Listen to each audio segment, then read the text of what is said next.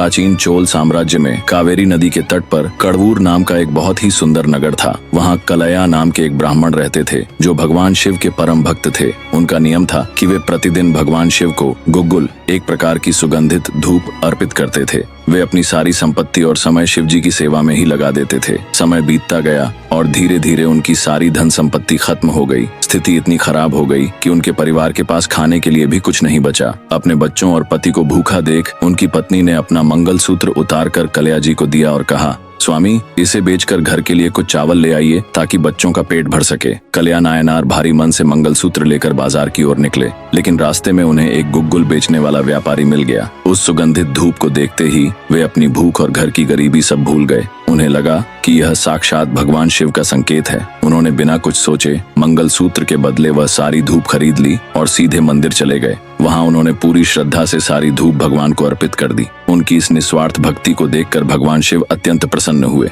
उधर रात में जब पूरा परिवार भूख से सो गया, तब भगवान ने कुबेर को आदेश दिया और उनका पूरा घर धन धान्य और सोने चांदी से भर गया। भगवान ने उनकी पत्नी के सपने में आकर दर्शन दिए और कलया नायनार को भी आदेश दिया कि अब तुम घर जाओ और भोजन करो। जब वे घर पहुंचे तो देखा कि उनका घर फिर से खुशियों और समृद्धि से भर गया है। उन्होंने भगवान का धन्यवाद किया और संतों को भोजन कराया। कुछ समय बाद कलया नायनार तिरुप्पनंदाल नामक स्थान पर गए। वहाँ मंदिर में स्थापित शिवलिंग एक तरफ झुका हुआ था। वहाँ के राजा ने उस शिवलिंग को सीधा करने की बहुत कोशिश की थी। राजा ने बड़े बड़े हाथियों और सैनिकों को लगाया, लेकिन शिवलिंग अपनी जगह से नहीं हिला। यह देखकर कलया नायनार को बहुत दुख हुआ। वे शिवलिंग को सीधा करने के लिए आगे आए। उन्होंने शिवलिंग में एक रस्सी बांधी और रस्सी का दूसरा सिरा अपने गले में बांध लिया। उन्होंने जैसे ही रस्सी को खींचा, वह भारी शिवलिंग तुरंत सीधा हो गया। यह चमत्कार देखकर राजा उनके चरणों में गिर पड़ा। इसके बाद कलया नायनार ने अपना शेष जीवन भगवान शिव और उनके भक्तों की सेवा में बिताया। उन्होंने महान संत तप्पर और संबंदर का भी स्वागत सत्कार किया और अंत में भगवान शिव के चरणों में स्थान प्राप्त किया।